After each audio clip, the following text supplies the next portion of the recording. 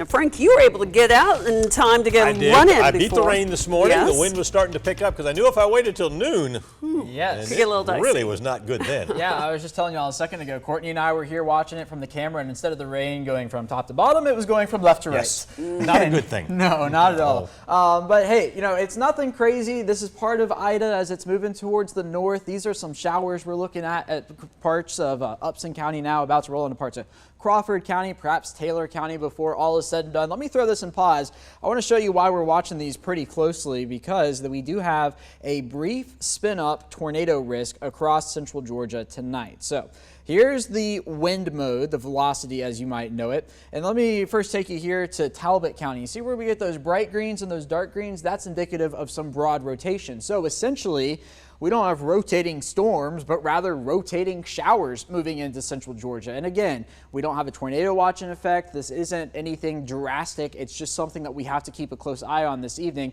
In fact, in Dothan, Alabama, just about an hour ago, they had a confirmed tornado on the ground, and their environment is pretty similar to ours. But again, tropical in nature, nothing strong, nothing to be too stressed out about, just something we'll be keeping an eye on through the overnight hours. So let's go big picture, look across the southeast. The shower that produced the tornado down there in Dothan, you can see it's nothing much. And then you look here across central Georgia, you can kind of see that arching motion as it continues to roll around the center of Ida, which is now in southern Tennessee.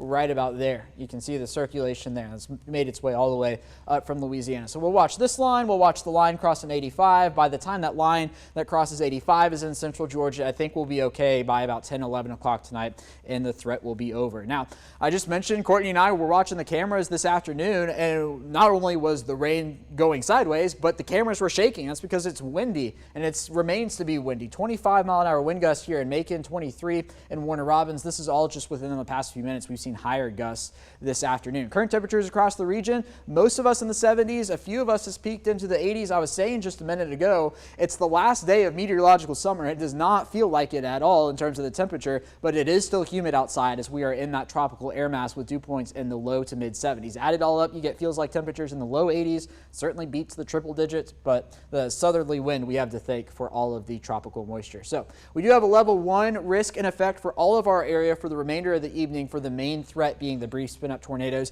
However, a damaging wind gust is not out of the question. We've already seen some today, seen some reports from Telfair County, also from Washington County earlier this afternoon. All right, let's get into the models. You can see here comes that line of showers, not necessarily thunderstorms, not going to see a whole lot of lightning with them. Then you can see by the time we get to 10, 11 o'clock, they exit the region and then waking up in the 70s for your Wednesday. By the time we get to Wednesday evening, perhaps a shower south, overall a lower rain chance. And then Thursday, you're really going to like Thursday. Watch this now. Starting in the 60s, a few showers, but the reason why you're really going to like Thursday is because of the dew point. Of course, the dew point being a measure of how much moisture is in the atmosphere. And wait for it. Well, it said 63 and then it advanced to 67, but we had a 63-degree dew point Thursday at around 4 or 5 o'clock. So what I'm trying to say is it's going to be really dry on Thursday, so temperature's still warm, but the humidity is going to be almost non-existent across central Georgia. As for tomorrow, though, going to be dealing with a scattered storm, mainly to the south. Perhaps some wraparound moisture. Got to see where Ida's center ends up by the time tomorrow morning rolls around. The average high is 91 for the first day of September. 7 days shapes up like this, with the lower humidity beginning on Thursday and then highs in the 80s before we are back in the 90s over Labor Day weekend, with a 20% chance of showers and storms returning on Labor Day. But hey, I can't find much room to complain about the holiday weekend ahead.